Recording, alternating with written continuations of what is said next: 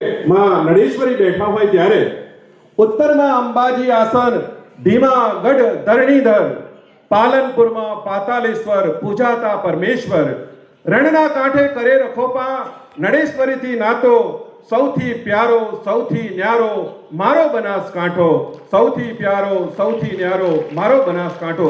એ બૃહદ બનાસકાંઠામાં જેમનું સવિશેષ યોગદાન રહ્યું છે એવા માનનીય અધ્યક્ષ શ્રી શંકરભાઈ ચૌધરીને વિનંતી કરીશ, આપ આવો અને આજના પ્રસંગે પ્રેરક ઉદ્બોધન કરશો.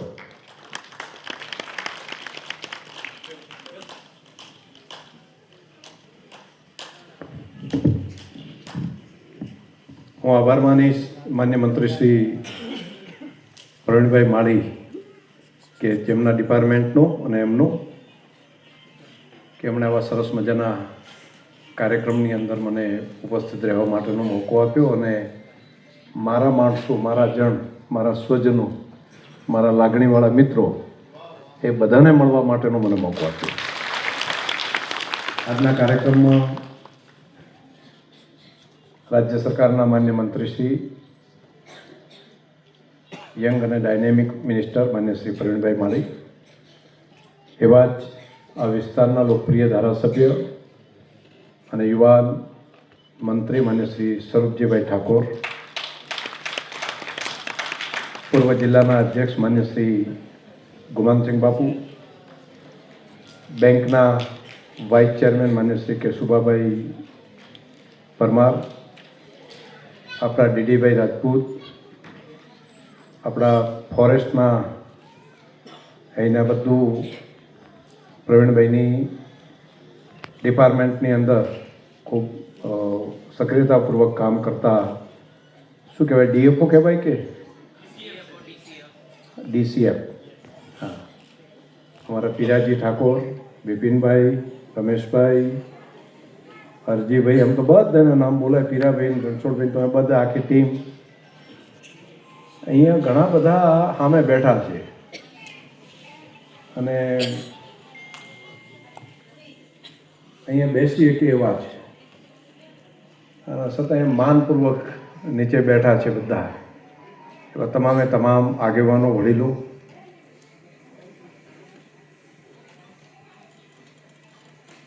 ફોરેસ્ટ ડિપાર્ટમેન્ટ સાથેનો વાત માન્ય પ્રવીણભાઈએ બહુ સરસ કરી કે લોકો એવું માને છે કે જાણે આ તો નડવાવાળું ડિપાર્ટમેન્ટ હોય, પરંતુ એવું નથી.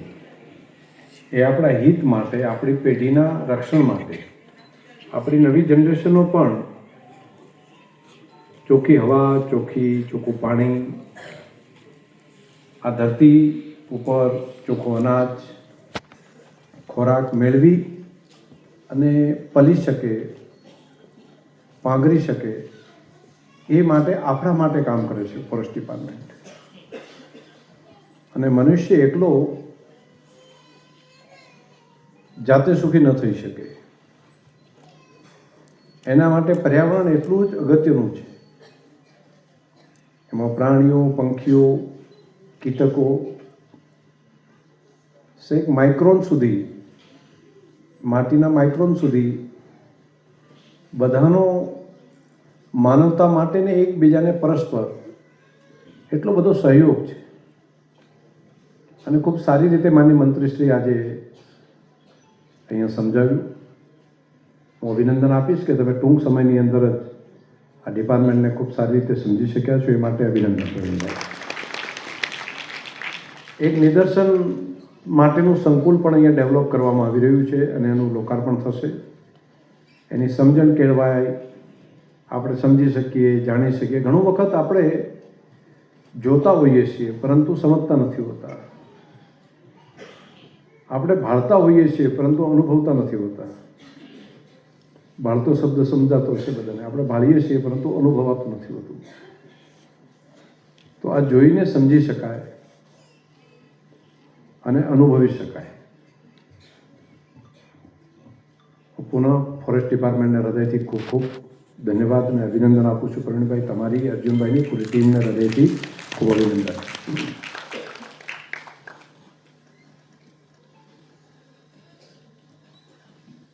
પર્યાવરણમાં એક કડી તૂટી જાય તો એનું કેટલું મોટું પરિણામ ખરાબ ભયાનક આવી શકે. માની લો કે એક નાનકડી મધમાખી, આ પૃથ્વી ઉપરથી જો ખાલી મધમાખી હટી જાય તો માત્ર 10 વર્ષના સમયગાળાની અંદર આખી દુનિયાનો મોટો ભાગ એ ભૂખથી મરી જાય. એક મધમાખી નીકળી જાય તો પોલિનીકરણનું કામ, ફલનીકરણનું કામ, એક ફૂલથી બીજા ફૂલ ઉપર, એક ફળથી બીજા ફૂલ ઉપર, એ માણસ ગમે એટલું મથે તો યાર ન કરી શકે. આ બધું કામ એક મધમાખી કરે છે. આપણા ખેતરમાં પાક આપણા ઊભા રહે તો એને તૈયાર કરવાનું કામ, વૃક્ષ ઉપર ફળ લાવવાનું કામ, તો પોલિનીકરણનું કામ એક મધમાખી કરે છે. એક નીકળી જાય તો પણ માનવતા નાશ પામે. ખાલી કીડી જો એક નીકળી જાય તો ઉધઈ એટલા મોટા પ્રમાણમાં થઈ જાય કે ખેતીના પાકો બધા સાફ થઈ જાય. તો કીડીઓ છે એ ઉધઈને ખાતી હોય છે. આ આખું ઇકોસિસ્ટમ છે. આમાંની એક પણ ઇકોસિસ્ટમને આપણે જો ડેમેજ કરીએ છીએ તો આપણે એને ડેમેજ કરીએ છીએ એવું નહીં, એ આપણને પોતાને ડેમેજ કરીએ છીએ. અને પ્રકૃતિના સિદ્ધાંતો નક્કી કરેલા છે. પ્રકૃતિના સિદ્ધાંત એવું છે કે એણે જ જણાવેલું જે ચક્ર છે તેને જેટલું આપણે ડિસ્ટર્બ કરીશું એ કોઈ ને કોઈ રીતે આપણને ડિસ્ટર્બ કરશે. એવું ન હોય કે આપણે એની પાસેથી નક્કી કર્યા કરતાં વધારે ઉપભોગ કરી લઈએ. તમે ઉપભોગ કરશો તો બીજી રીતે તમારી પાસેથી લઈ જ લેશે. આ પ્રકૃતિનો નિયમ છે, પ્રકૃતિનો સિદ્ધાંત છે. ખેતીના પાકની અંદર આપણને લાગે કે આપણે વધારે ઉત્પાદન લેવા માટે જંતુનાશક દવા નાખીએ તો જમીનનું જો ધરતી માતાનું હેલ્થ તમે બગાડી નાખશો, માટીનું હેલ્થ તમે બગાડી નાખશો, એના મોઢામાં જો તમે ઝેર નાખશો તો આપણને કેન્સરે આપી જ દેશે. એમાં એવું ના હોય કે ઉધાર રાખશે, ચલો આપી દીધું, સહન કરી લેશે.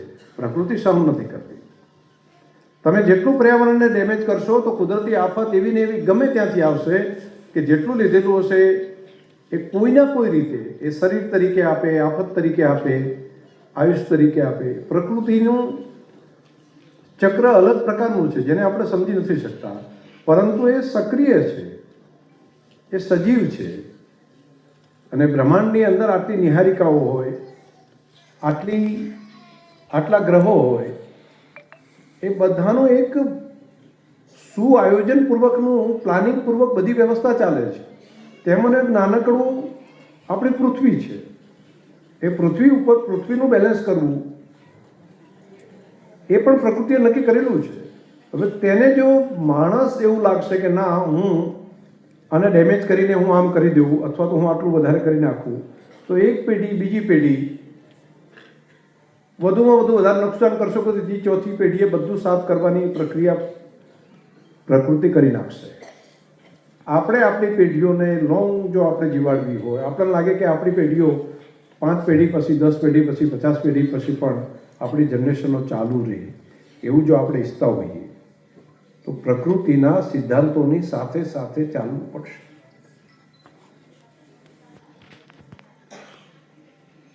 એક શબ્દ વિકાસ છે અને દુનિયાએ પકડેલો આ શબ્દ છે જેમાં સારી હેલ્થ, સારું આરોગ્ય, સારું ફૂડ, સારું એજ્યુકેશન, સારી લિવિંગ હેબિટ, આ બધાની પાછળ પણ દુનિયા ચાલી રહી છે.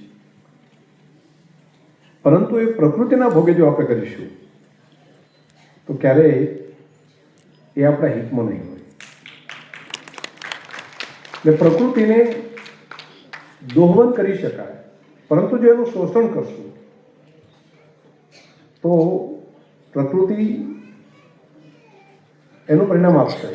ગાય છે તેનું દૂધ પી શકાય, એનું લોહી ન પી શકાય. તો પ્રકૃતિ માટે પણ એનું દોહવન સુધી ઠીક છે. અને દોહવન માટે પણ નક્કી કરેલું છે કે પૂરું દોહન ન કરાય, એના વાસણા માટે પણ દોહવન રાખવું જોઈએ. કેમ કે નેક્સ્ટ જનરેશનની પણ ચિંતા આપણે કરવી પડશે. તો એ જ પદ્ધતિ આ પ્રકૃતિના બધી બાબતોમાં છે. તમે અનાજ લો, તમે પકવો, ખાઓ, પરંતુ ધરતીને બગાડી ના નખાય. પરંતુ વિકાસની હોડમાં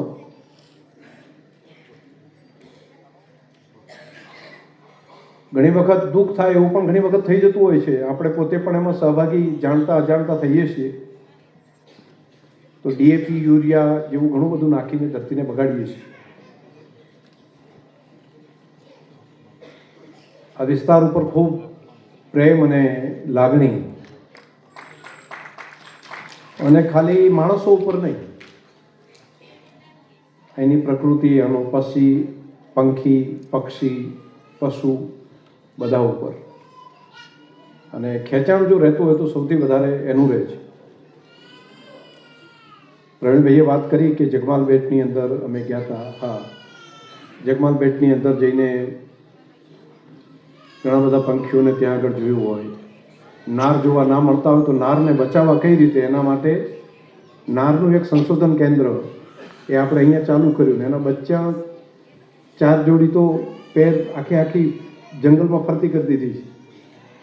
અને એ નારને લાવવા માટેનું જ્યારે વિચાર ચાલતો હતો ત્યારે ઘણા બધું ક્યાંથી લાવવું, કઈ રીતે થશે, સર્વાઈવલ થશે કે કેમ, પરંતુ જે ઘુડખરના વધારે પડતા બચ્ચા તૈયાર થઈ જાય તો એ નાર એને કંટ્રોલ કરવાનું કરે. રોજના વધારે બચ્ચા થઈ જાય તો એને કંટ્રોલ કરવાનું આ નાર કરતા, પણ નાર જ આપણે તો પૂરા કરી નાખ્યા.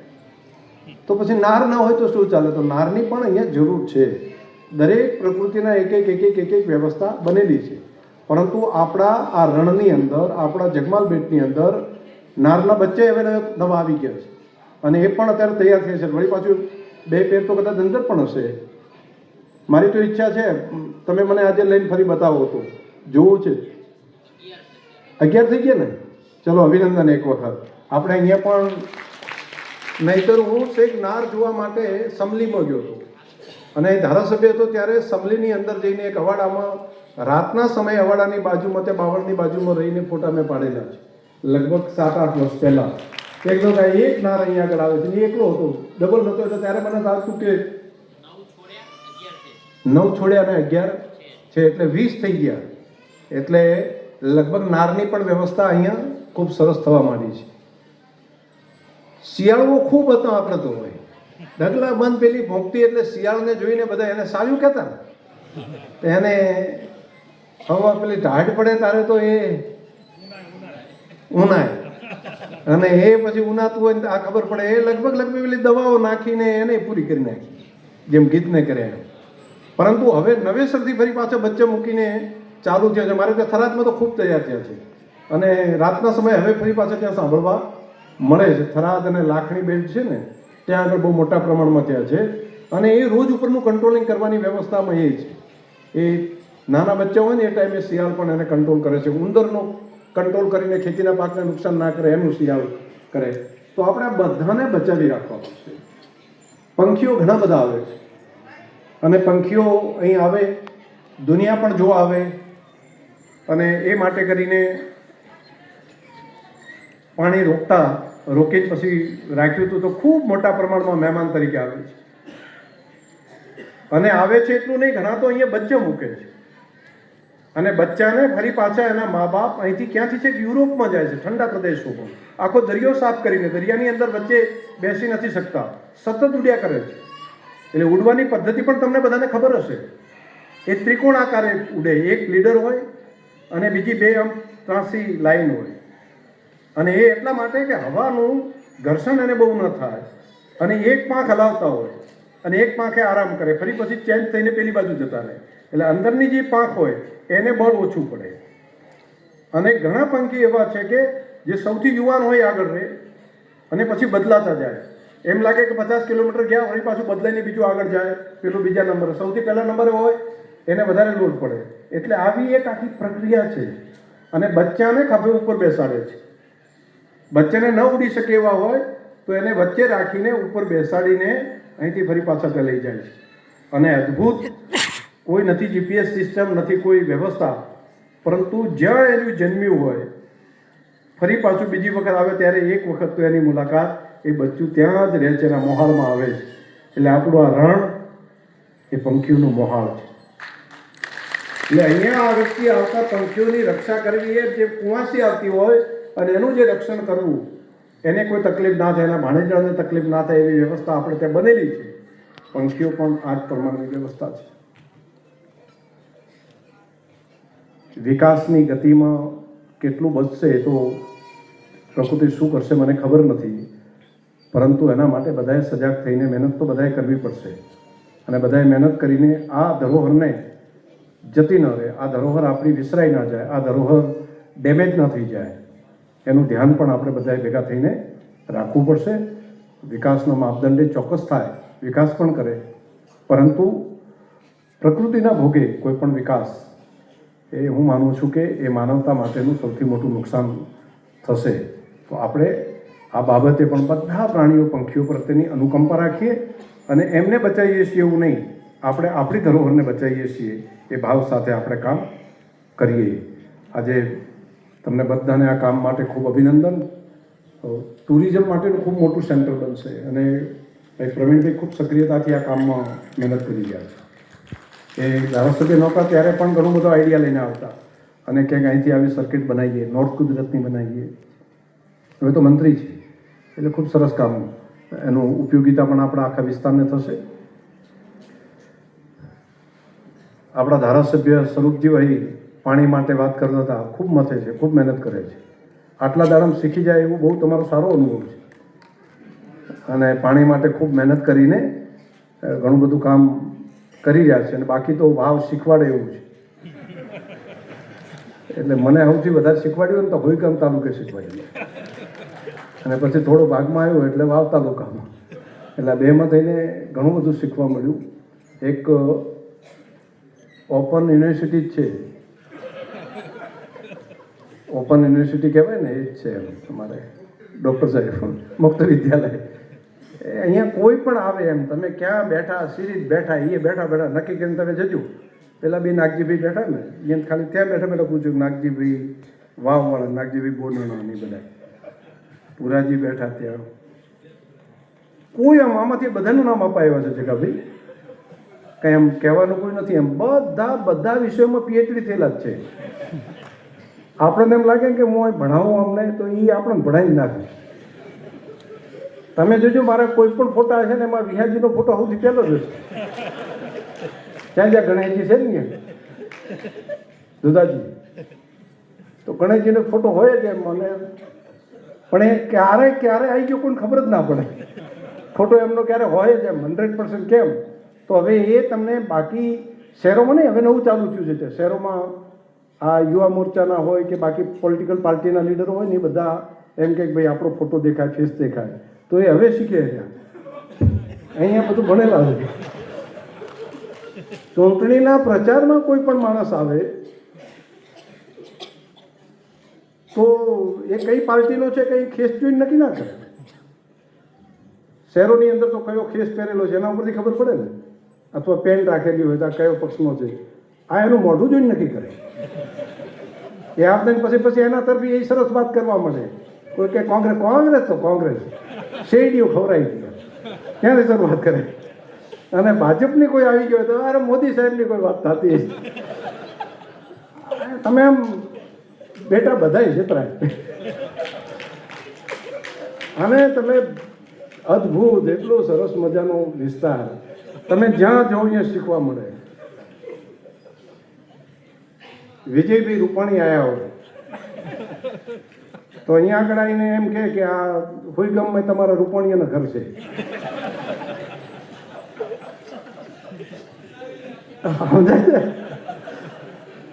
તમારે આમ બધું ની આવીને ત્યાંથી ત્યાં સંબંધ કાઢવો, સી રીતે પેલું કરવું. આ બહુ મજાનો વિષય, બહુ મજાનો પોતિક આપણા ઘરના છો એટલે બધાને કહેવાય. બાકી તો ગંગારંબા બીજાને તો બધાને વાત કરો તો કોણ આપણે બીજી વાતો કરો તો કેટલું લાગે. પણ તમે ઘરના છો એટલે મારા મોટે હું કહું તો એ તમને એવું લાગે કે આ બધું બરાબર છે. આપણે આભાર માનીએ સચ્ચિદાનંદ મહારાજનું કે સંતે દુષ્કાળોના સમયમાં કંઈ પણ નહોતું એ ટાઈમે અહીંયા ભાણોબા, અર્જણબા અને બાકી બધા કંઢિયાને સાથે રાખી અને વડીલોને નળેશ્વરી માતા ઉપર આવી અને દુષ્કાળના સમયથી કરીને અહીંયા સુધી આ આખું સ્થાન જ ઉજાગર થાય એ માટેનું ખૂબ મોટું કામ આ ધરતી ઉપર કર્યું.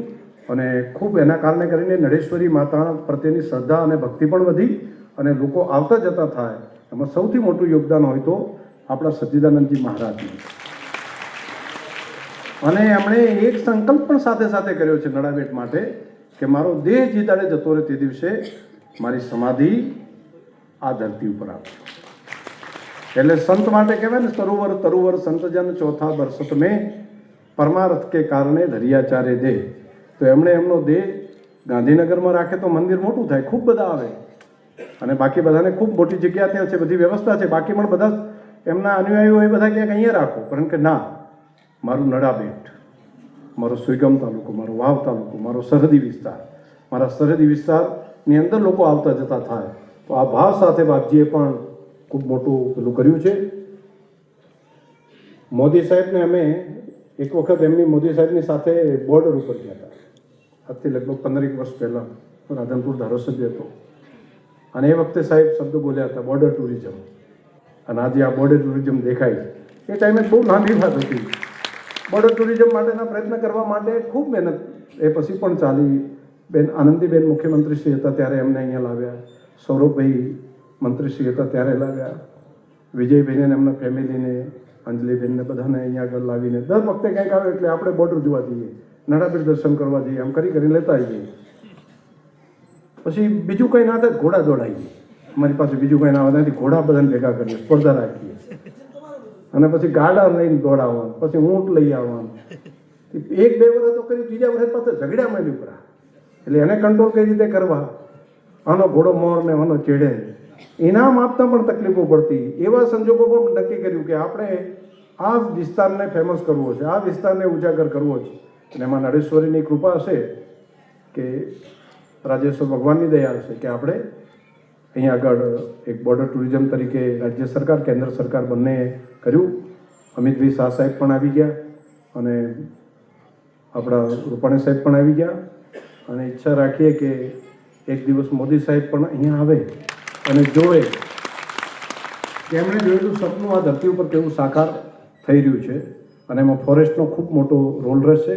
ફોરેસ્ટ ડિપાર્ટમેન્ટને આપણા વિરોધી નથી, આપણા દુશ્મનો નથી, એ આપણાને બચાવવા માટે છે, એ માનવતાને બચાવવા માટે છે. તો આપણે બધા એમને સહયોગ કરીએ. પુનઃ તમને બધાને મળીને ખૂબ રાજીપો થયો. રામ રામ.